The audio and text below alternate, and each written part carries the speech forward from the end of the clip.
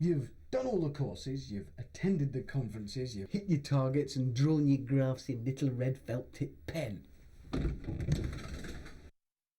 But you've still got a crud boring car, and that sucks. Why, when you're a top-flight, finely honed selling machine who strides the land like a laptop-toting titan, should you force yourself into a boring grey box exactly the same as the grey box on the drive next door? Dunno really, but it's a beggar, and car manufacturers are falling over themselves, trying to create something that'll please the fleet manager And still give Terry the sales rep something to snog Mandy from Human Resources in. So, we're going to test the latest toothsome threesome sent to tempt Terry into ticking the box on his next fleet car order form. And so first up, if Terry's feeling a little continental, he might fancy a crack at this, the Laguna 1.8 Elegance, très chic.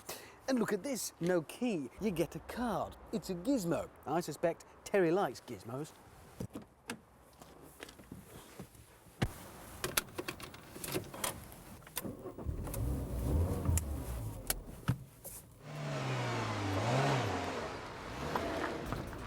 The Laguna has always been a firm favourite with the fleets, and this still relatively new version is managing to continue the trend. And it does manage to look just a little bit different. It stands out from the crowd a bit, enough. Not so much as to frighten the fleet manager, but enough to make Terry, well, a bit interested. Of all the versions in the Laguna range, the 1.8 is certainly not the strongest. You'd be far better off going for any of the diesels. The smaller petrol engines are, frankly, a little bit on the weedy side. And let's be honest, as a rep, we could do without it being written all over the thing. I don't want everyone to know I've only got the weedy version.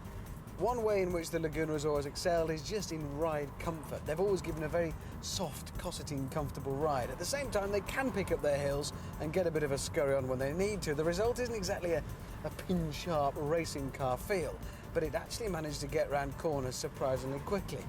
Best way to sum it up is fluid. They don't have an especially luxurious feel about them, but somehow they are a little bit stylish. The French are very good at making big cars that aren't overbearing. They still feel quite light. Obviously, I've got to have my gizmos. It's no good just having the card instead of a key. I've got a fair bit in here. I've got my sat-nav, my automatic air conditioning, and that's about it. It's very plain and uncluttered. I've also got a rather miserly showing on the all-important cup holder front. Just one. I don't know what was going on when it came time to choose the materials for the interior, but I suspect they just had a rummage through a bag of oddments and bits and pieces left over. It's just a ragtag mismatch of all sorts of odds and sods, not at all attractive. And a word of warning to the fleet managers as well, Lagunas have never done particularly well on residuals. They depreciate faster than a piano falling out of a window. It's a very good way of offloading money. That said, it's the company money. Who cares? And as for that all-crucial image, I feel all right in this. I could turn up anywhere for my 9 o'clock meeting in Swanage or my 2 o'clock in Wolverhampton and not feel too ashamed. Despite its pretty sharp looks, the Renault Laguna is Mr. Softy himself. That cushiony ride keeps things comfy and gives surprisingly fluid handling. There's loads of kit available, including tyre pressure sensors and that clever keycard starter and entry system.